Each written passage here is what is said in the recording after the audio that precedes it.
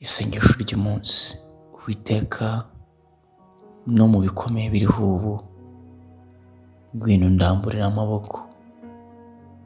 Ugirambura amaboko, imitima yari irushye ikaruhuka.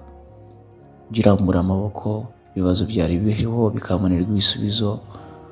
Ugirambura amaboko, imitima yari iri mu magarara, Mwami mwiza, ikabona ihumuje. Rambura amaboko, indushyi ziruhuke. Rambura amaboko Mwami, no mu bikomeye biruhije isi. Rambura amaboko mu ndushyi Mwami, zirembejwe n'ibihe, kuko ari wenyine twiringiye.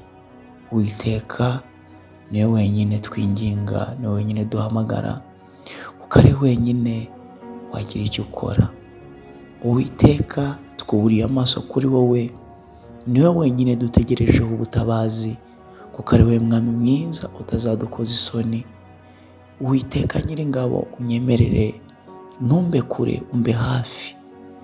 Mwami mwiza, wowe niringira, ibyiringiro byanjye Mwami, niwe wenyine bitegerejeho gutabarwa.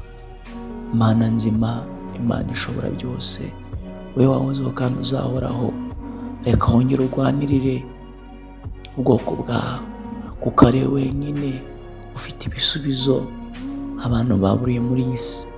Niwe wenyine ugira uhura indushyi, kandi ababoroga bashyira mu mahoro. Reka ushyire mu mahoro ababoroga, reka ushyire mu mahoro ababuze uko babigenza, reka ushyire mu mahoro Kristo abantu babuze uko bifata. Reka usubize kwifuza kw'indushyi zose ziri muri iyi si, kuko ari wowe wenyine byiringiro bizima bidakoze isoni. Uwiteka, twemerere tugende imbere, turwaneho, dukemurire ibibazo, kuko ijambo ryawe rivuga ngo nituguma muri wowe, amagambo yawe akaguma muri twe, dusaba icyo dushaka tuzagihabwa. Uwiteka, tugusabye amahoro. Uwiteka, tugusabye kugubwa neza. Uwiteka, tugusabye kutuyobora. Uwiteka, tugusabye kutugenda imbere. Uwiteka, ntudute. Uwiteka, ntudusige. Twemera uyobore intambwe z'ibirenge byacu. Uwiteka Nyiringabo, dutunganyirize imigambi, kandi utugende imbere, udutabare, kandi ntutinde, kubera ko ari wowe wenyine twiringiye. Mwami mwiza, twemerere udutsindire abanzi, ukoze isoni abaturwanya, ukoze isoni abatugisha impaka, ukoze isoni abatifuza ko tugira aho tugera.